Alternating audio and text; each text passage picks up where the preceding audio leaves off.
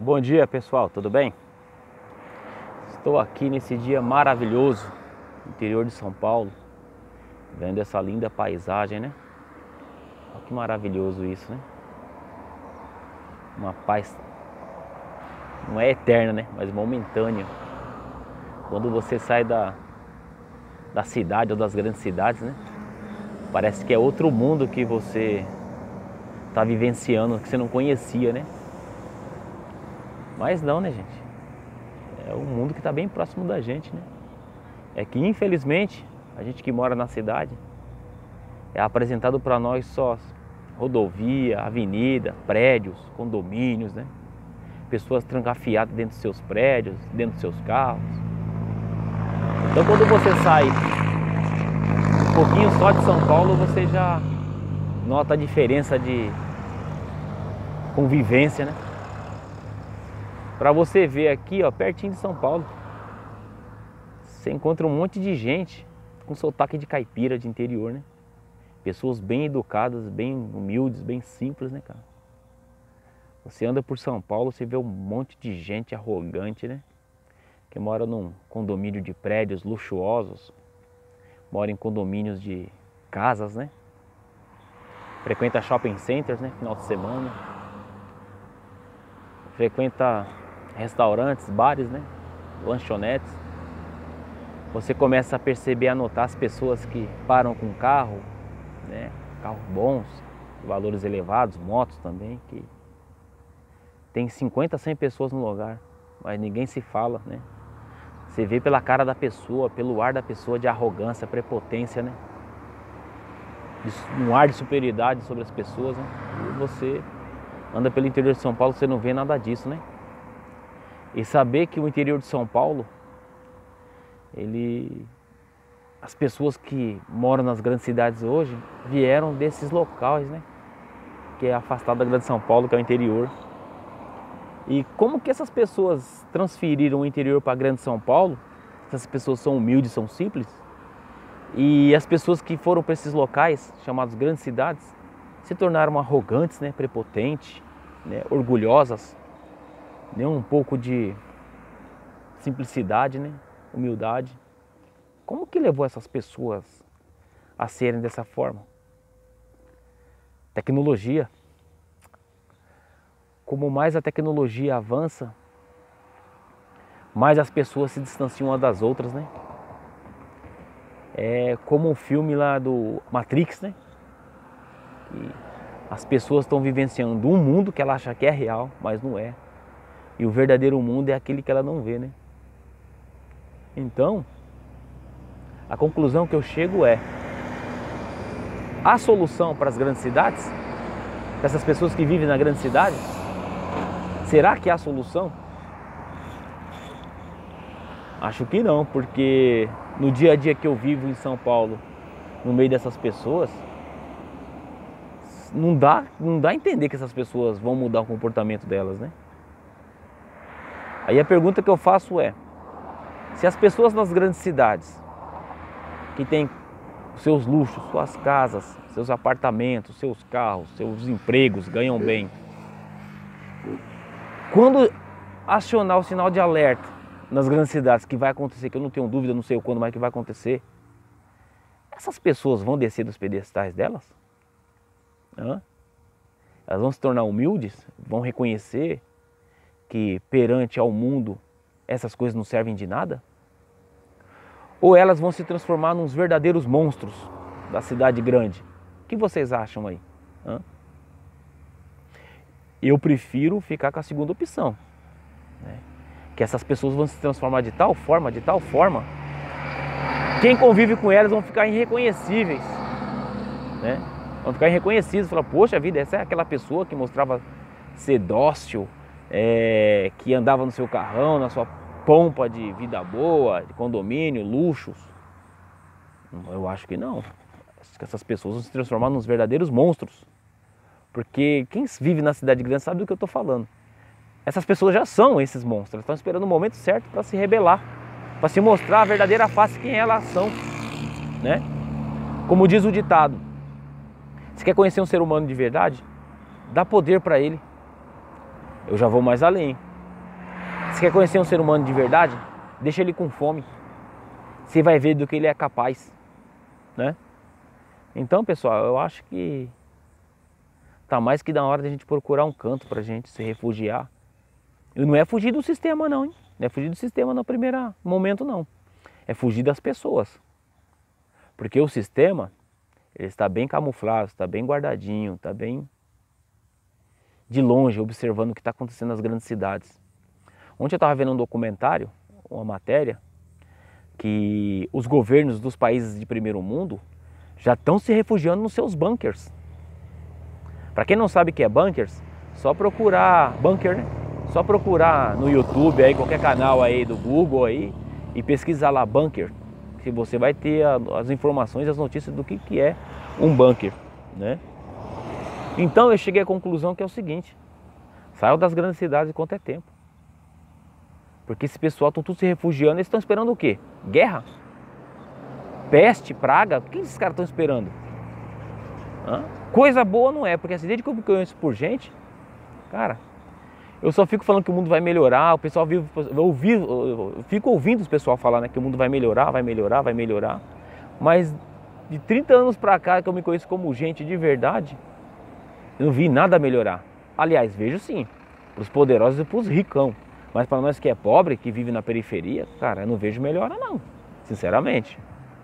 Você tem que se redobrar, você tem que, né, fazer das tripas o coração para sobreviver na cidade. Como é que pode um bujão de gás custar R$210, R$220? Né? Tem noção esse pessoal que está fazendo isso?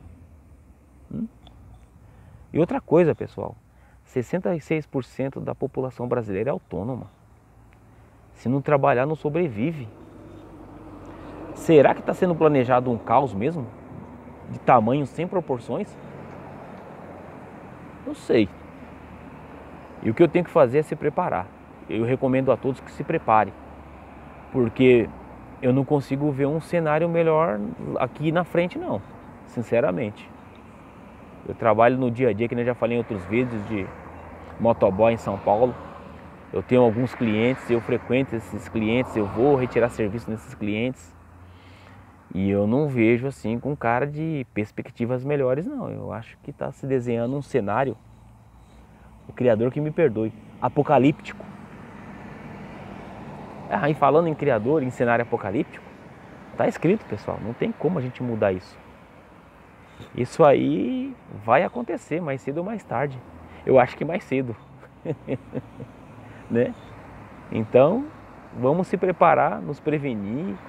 Quem tiver um entendimento das coisas, pede ao Criador Yahweh, né? Yahushua, que ele vai dar discernimento, vai dar entendimento. Não precisa esperar, pessoal. Há um recado que eu vou dar aqui também. Não precisa esperar crise para você se preparar. A guardar alimento, a procurar técnicas de plantio, de cultivar alimento, de guardar, poupar. Eu trabalho com algumas pessoas, né, no motoboy. E todo mundo que convive comigo sabe disso. Meu, não importa. Pode ser o mês que for, não deixe de guardar 20, 30 reais, 50 que seja. Por quê, pessoal? A gente não somos ricos para guardar 1 milhão, 2 milhões, 500 mil, 200 mil, 300 mil, 100, 50 mil. A gente somos pobres. A gente tem que lutar com as armas que a gente tem. Opa, esse mês deu para guardar 30? Vou guardar 30. Ó, outro mês deu para guardar 100, vou guardar 100. Ó, outro mês deu para guardar 150, vou guardar 150. Ó, esse mês deu para guardar 1000, guarda 1000. Não importa. O mês que for, a crise que for, vou lá no banco e guardo 50, 20, 30. Por quê? Porque nesses exatos momentos assim de crise, você pelo menos tem uma válvula de escape para você ir se mantendo até quando der. Mas de primeiro momento é você se manter. Então, pessoal, faça isso. Poupe um pouquinho de alimento. Você vai no mercado, dá para você comprar eu sobrevivo com um pacote de arroz de 5 quilos. Não, compra 2. Compra 3 se der para você, vai guardando. Por quê? Você tem que fazer isso. Porque no momento de crise, você não vai conseguir comprar comida. A comida vai ser racionada. Você não vai entrar no mercado lá com o seu carro e vai comprar 10 pacotes de arroz, 2 caixas de óleo, 30 quilos de feijão. Você não vai comprar outra coisa, eles não vão deixar você comprar, não vai vender para você. Então a melhor coisa, pessoal, É que nem diz o velho ditado, em época de guerra, de paz, se prepare para a guerra. E a gente tem que procurar fazer isso. Eu já estou procurando fazer isso já tem desde 2012, né? E eu tinha um pensamento de que tinha alguma coisa errada com o mundo, mas eu não sabia o que era. Eu não tinha noção do que era, né? Mas eu sabia que tinha uma coisa errada, né? Eu ia para a missa, eu ia para a igreja de congregação que eu frequentava, eu tinha alguma coisa que falava para mim, ó, isso aqui tá errado, né? Essa forma não tá funcionando não. Você está aprendendo aqui, tá tudo errado. E eu sempre fui meio rebelde com essas coisas, né? A gente que cresce na periferia, a gente já cresce com um tom de rebeldia, porque a gente vê assassinato, roubo, morte, injustiça, então a gente já cresce com isso. E eu frequentava essas denominações e eu ficava com uma pulga atrás da orelha. E eu tenho um irmão chamado Júnior, que um dia, a gente conversando na casa do meu pai, lá da minha mãe, eu ouvindo ele conversar umas coisas, e ele foi preso, né? Ele passou pelo sistema penitenciário, ele começou a falar umas coisas e eu comecei, falei, peraí, o que ele está falando aí tem sentido do que eu estou pensando, do que eu estou vendo, tem sentido. E a gente começou a conversar sobre um monte de coisa, ele começou a falar para mim sobre logomarca de carro, marcas de empresas, marca de caminhão, governo, religião, ele começou a falar um monte de coisa. Aí eu falei, peraí, eu não estou sozinho nessa jornada não, o que ele está falando aí tem sentido. Eu vou começar a pesquisar. E eu comecei a pesquisar. E realmente, o que ele falou, ele tinha sentido. Então, ali foi o despertar para mim, né? Foi o despertar. Porque as pessoas que eu convivia, estavam dentro da Matrix, eu vivia com elas, só que eu não... Eu sabia que tinha uma coisa errada, só que essas pessoas, como você vai vivendo com elas, tá tudo certo. Só que eu conversando com ele nesse dia, né? Exatamente em 2012 para 2013, foi no final do ano. A minha vida mudou, empreendimento. Comecei a pesquisar. Puxa, realmente eu saí da Matrix. Fiquei mais ou menos uma semana pensando naquilo que ele tinha falado e pesquisando. Eu comecei a andar por São Paulo, ver os logomarcas dos carros, o símbolo, as casas com pirâmide, os carros também, tudo em formato de pirâmide, né? Eu falei, por quê? Um exemplo que eu fiquei muito chocado. Eu fui pesquisar nas escrituras e vi que lá numa passagem de Levi, o pessoal mandava os bodes ir para o deserto, né? Fazer sacrifício. E o bode ia para o deserto, que eles enviavam para o deserto, para morrer lá em favor do pecado das pessoas lá de Israel, lá, né? Quando as pessoas pecavam, elas mandavam o bode para o deserto. E esse bode era enviado a um demônio chamado Azazel. E eu andando em São Paulo, eu vi um carro de uma marca, vou falar a marca aqui, da marca Corolla, né? Corolla, da Toyota. O símbolo do bode. Falei, meu, o que ele falou tinha sentido, o que o meu irmão tinha falado tinha sentido. E eu comecei a pesquisar, meu. Aí você vai para as escrituras e vê. O mundo jaz do maligno. Cara, nós estamos vivendo na casa do inimigo e a gente não sabia. E o mundo só vai piorando, piorando, piorando e a gente acha que um dia vai melhorar, vai melhorar, vai melhorar. E quando você descobre essas coisas, não vai melhorar. Não tem como melhorar, né? Então, aí você vai vivenciando o dia a dia, vai vendo o que está acontecendo no mundo, você fala, cara, tá batendo tudo com as escrituras. Aí você começa a ler as escrituras fora do sistema religioso, né? Você começa a descobrir tudo. Quando as escrituras foram escritas pelos profetas, pelos emissários, que eles chamam de apóstolos, né? Até pelo Salvador, quando passou por esse mundo, nosso Salvador Yahushua, a quem a gente devemos tudo a ele, né? Tudo, né? E você vê que os moldes que está aí da religião não tem nada a ver com aquelas que eles praticavam lá atrás. Não tinha nada disso, nada. Aí você começa a pesquisar e você vê que governo, religião e banqueiros que dominam o mundo tá no mesmo propósito. O patrão deles não é o mesmo do nosso. O patrão deles é outro. Aí você acorda, você vê que você vivia num mundo de fantasias, né? Mas agradeço ao meu irmão, né? Que abriu meus olhos, né? Nesse dia, através do Criador. E outra coisa, né, pessoal?